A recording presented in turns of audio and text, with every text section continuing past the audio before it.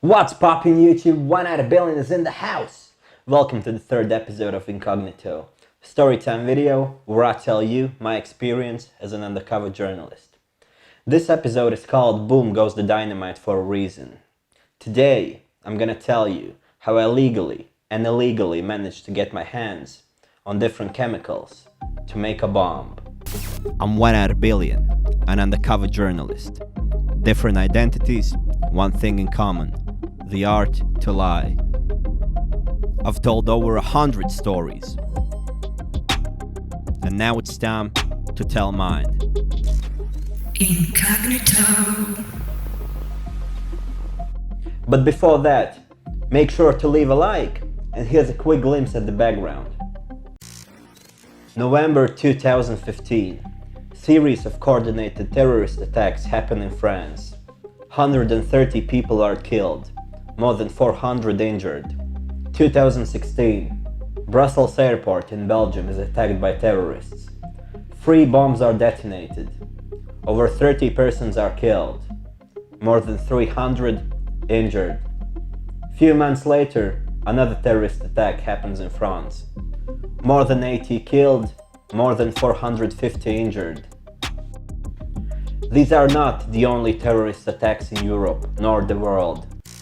So during this time, Europe experienced a series of regular terrorist attacks, a thing with which many countries of the world are very familiar with. Europe suddenly wakes up and starts thinking, what are we doing to prevent these situations? The journalists are interested in this topic as well, and so am I. The goal of the experiment is to understand what are the most popular explosives that terrorists use. Are there any explosive recipes available on the internet, and are they legit? How easy it is to gather all the needed chemicals to make a bomb, legally or illegally. One important thing, in this video I will not tell you how to make a bomb. I will give you a detailed story from my perspective. I will reveal some chemicals, but I won't go into details about making explosives. Don't try to do that, it's super dangerous. Let's go! So I started my work with research and quickly found out that the most popular explosives that terrorists use are fertilizer and acetone peroxide. To increase casualties, terrorists like to make pressure cooker bombs and add some nails and different metal parts for extra damage. If the wave of explosive doesn't kill anybody, a flying metal part can easily do that. The next thing I did, started looking for recipes on the internet. I found Wikipedia page in Latvian which had detailed info about how to make acetone peroxide. I found more recipes on the internet, mostly in English or Russian, and I saved them, so I can check later on how legit they are. Then I checked deep web, darknet, whatever you call it. No surprises, loads of recipes.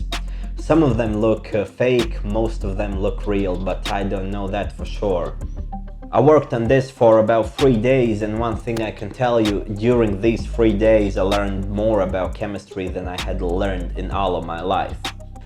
Suddenly I was able to understand a subject which I didn't want to understand all of my high school years. So I had to check if the recipes are legit. I got in touch with 2 chemists. One of them was my high school chemistry teacher. I definitely wasn't the best student during my high school years. I was more like a troublemaker. So I reached out to my chemistry teacher and told him, hey, I need your help. I'm sorry if I've ever told you that I won't need chemistry in my life. If I told that, I was wrong. Can you please take a look at these recipes and tell me if they are legit? He was confused, and so I explained where I'm working now and why I need him to check the recipes. I think he was thinking that I was messing with him at first, but he agreed on a meeting. So I showed him the recipes. A few of them were fake, most of them were real, including the Latvian Wikipedia page about acetone peroxide. Don't waste your time by trying to find it. The details on the page were removed by higher authorities after the episode aired on TV. To get the recipes, you don't have to go to the deep web, you can easily find it on the internet. Interesting. But the next thing I had to do understand how easily it is to get all the chemicals needed for making this stuff. So let's start with the fertilizer. It can be easily purchased at the most of the stores which have a garden section. Usually if you buy this specific fertilizer, you have to show your ID and sign that you will only use it to fertilize crops. Actually, Anders Breivik used a fertilizer bomb in 2011 outside Prime Minister's office. He bought fertilizer in small amounts as a farmer. There is absolutely no problem with getting this stuff. But can you buy it anonymously? Of course you can.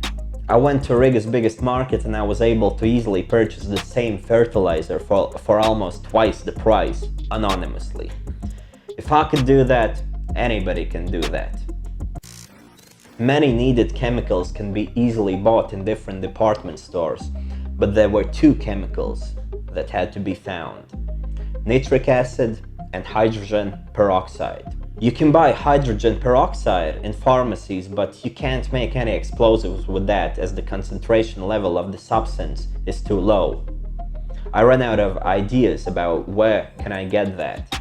So I went to the biggest flea market in Riga and started asking around. Around 20 minutes and I'm walking out with a phone number of a lady who apparently sells nitric acid. I met with her the next day and I didn't expect her to look like that. She was just a regular old Russian lady who was very kind. She didn't ask about why I need the chemicals, but she was very worried that nothing happens to me on my way home. Take this bottle, nitric acid, but be very careful as the cap is not fully screwed. There's something wrong with it. Here, take it, but be very careful. It was just a regular glass bottle and you couldn't completely close the lid. I'm not usually afraid of taking risks, but these words just stung me. From her attitude, I realized that this ain't no joke. But I already met her, so I asked if she has hydrogen peroxide. And what do you think? Of course, she had that one as well. Here you go. Keep these two chemicals separate. Don't let them touch each other at any circumstances. I poured hydrogen and accidentally spilled some drops on my fingers. See? They will turn white in a moment. Her fingers really turned white. I knew that it was the real stuff. Keep them separated. Maybe you can call me once you get home, so I wouldn't worry about you. Be very careful. I agreed. Paid her about 15 euros for both chemicals. At this moment, I thought only about getting to my work with my pants clean. I wasn't worried when I came to meet her, but I was super nervous when I left. I took both chemicals, I put one in the trunk and secured it. The other one went in the back seat. I even put a safety belt so it doesn't fall. I don't remember the last time when I was driving so slowly and carefully, avoiding every and each small bump I had in my way. As I'm speaking right now, you probably guessed that I made it safely. That's right. Later, I took the samples to a lab and tested them. The hydrogen peroxide was real, but instead of nitric acid, I got sulfuric acid. I don't know if Ludmila tricked me on purpose or if she just mixed the bottles. You can anyway make other explosives with that as well.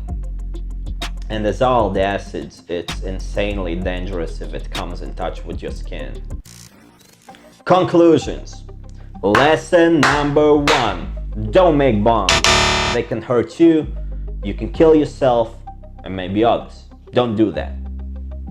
Lesson number 2. Don't buy illegal chemicals from random people. People may trick you. I get sulfuric acid instead of nitric acid, which is also super dangerous. Lesson number 3. Don't trust everything you read on the internet. Yes, many recipes I found were real, but there were fake ones as well. In few cases, if you attempted to follow these fake recipes, you'd blow yourself up. lose limbs in an explosion, or could find yourself dead.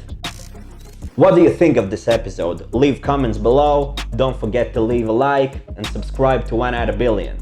If you are generous enough to support this channel, PayPal cryptocurrency donations are accepted, links are in the description.